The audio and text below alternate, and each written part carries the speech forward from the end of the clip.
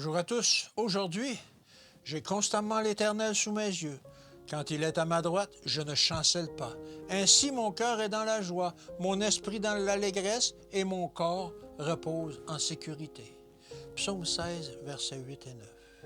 Il faudrait que le chrétien vive tout près de son maître pour bénéficier de ses dons excellents.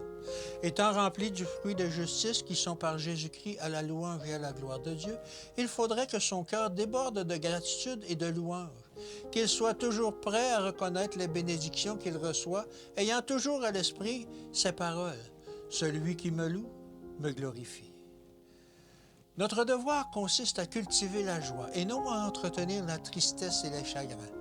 Que de gens mèneraient ainsi une existence misérable en sacrifiant leur santé et leur bonheur à un sentiment morbide.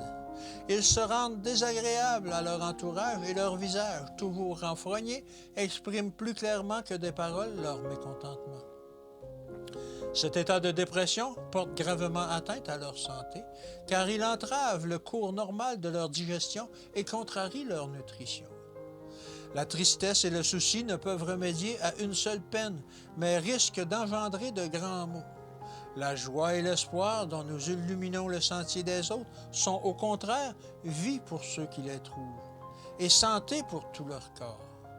Le Christ est venu pour restaurer dans sa beauté originelle un monde perdu dans le péché.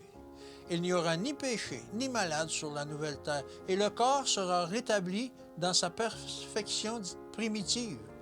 Nous refléterons l'image dans la tâche de notre Seigneur. Le développement du caractère chrétien qui tend vers cet état de perfection est un acheminement vers la beauté.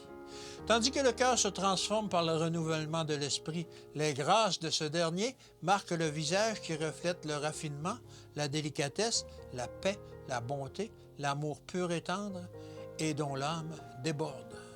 Rendez gloire à Dieu pour toutes ces choses. Que Dieu vous bénisse. À demain.